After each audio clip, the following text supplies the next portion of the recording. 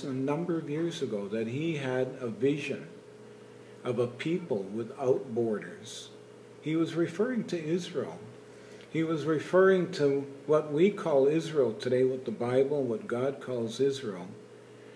His vision, along with many of the people in our government, along with the global agenda, New World Order, which has very little consideration for God. Matter of fact, it's an agenda that tries to squeeze God out of the picture. But he was echoing the voice of these people. And he was also echoing the voice of many in government. And unfortunately today, even our Prime Minister and many of the other people have adopted this way of thinking. And his vision is, and the vision of many in our government, is an Israel that joins what's called the Middle East Union, one of those 10 regions that ultimately the beast comes and rules over.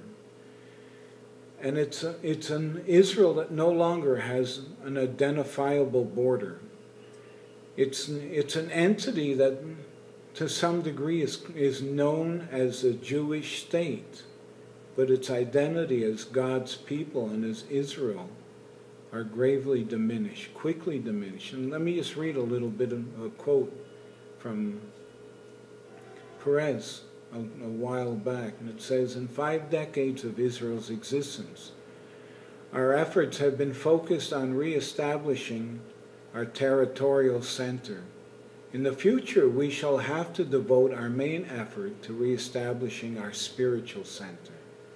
The Jewish people is neither a nation," says Perez, "nor a religion in the accepted sense of those terms. Its essence is a message rather than a political structure, a faith rather than an ecclesiastical hierarchy. The Jewish people and the Jewish religion are one and the same. Judaism, or Jewishness, is a fusion of belief, history, land, and language.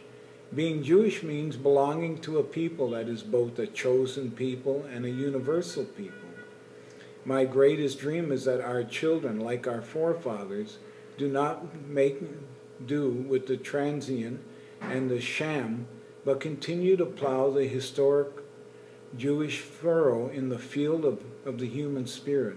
My hope is that Israel will become the center and source of our heritage, not merely a homeland for our people, that the Jewish people will not need to depend on others, but will give of itself to others. As for our region, the Middle East, Israel's role is to contribute to the region's great sustained revival. It will be a Middle East without wars, without fronts, without enemies, without ballistic missiles, which is a suggestion that Israel should disarm herself, without nuclear warheads, a Middle East in which people, goods, and services can move freely from place to place without the need for customs clearance and police licenses, a Middle East in which every believer will be free to pray in his own language, Arabic or Hebrew or Latin or whatever language he chooses, and which his prayers will reach their destination without censorship, without interference, and without offending anyone. A Middle East in which nations strive for economic equality, but encourage cultural pluralism. A Middle East in which every young man and woman can attain a university degree. A Middle East in which living standards are in no way inferior to those in the most advanced countries of the world. A Middle East in which waters flow to slake thirst, to make crops grow and deserts bloom, in which no hostile borders bring death, hunger, or despair on the peoples of the region. A Middle East of competition, not of domination. A Middle East in which men and women are their neighbors' allies, not their hostages. A Middle East that is not a killing field, but a field of creativity and growth. A Middle East that honors its past history deeply, in that it strives to add new noble chapters to that history. A lot of very wordy things to say this, that his vision is no longer for biblical Israel. And it's not even a political Israel. Somehow or other, we're going to have some kind of an identity that says we're Jewish. And we should really be content with that. And we should be content with pluralism, embracing other gods, even though our Bible strongly speaks against that. The Word of God makes it clear we are not to intermingle. It's one thing to love and to live with and to serve and to bring the gospel to a people that are lost. But to coexist and to live together in a world that's an enemy to God, and to have that as a vision, is something we need to pray about. Not to pray in agreement at all, because it contradicts God's plan and His Word. And the objective is not a Jewish state. The objective is exactly what God has established. He's established a nation called Israel. And in the heart of that nation is a city called Jerusalem. And He says in His Word, He says, "Here have I placed my name forever. Here have I established my throne forever. And here is where I have instructed my people." You can read it in 2 Chronicles chapter 6, chapter 7. Many of us quote 2 Chronicles 7:14. 2 Chronicles 7:14. But that the whole panorama of those scriptures that come before that are focusing on this temple that God is allowing man to build, so they may have a place of faith, to place their faith, to commune with God. And He even instructs His people, if you'll turn your face this way and seek me, pray, turn from your wicked ways, humble yourselves. It's a place where God has met with His people, Israel, for a long time. And yet there are negotiations that are quite serious, that have essentially surrendered, not just the old city of Jerusalem, but the entire city, as an international city to the UN. And we're talking very liberally and very seriously about taking as much as 500,000, 400,000 Jewish people, and evicting them from the promised land, Judea and Samaria, and giving it to our sworn enemies.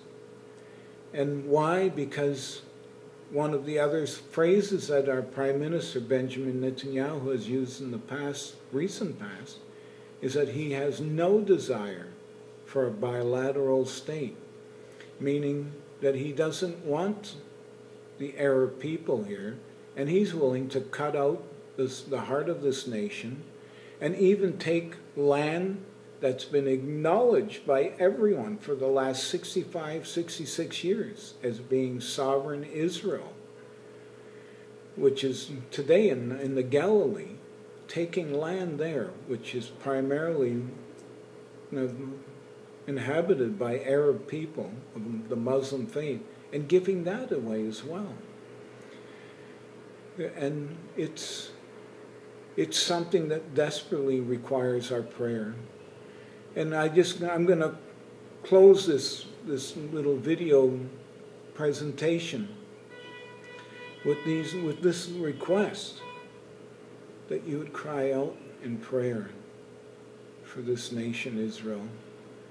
Our leaders very much are on the wrong path. God alone knows the motives of their heart.